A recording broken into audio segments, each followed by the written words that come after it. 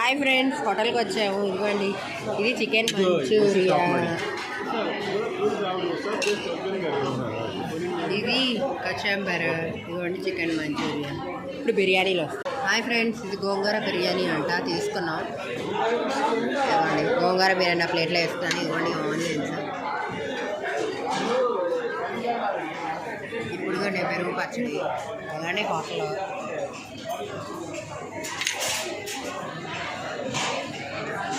Ambience చాలా బాగుంది.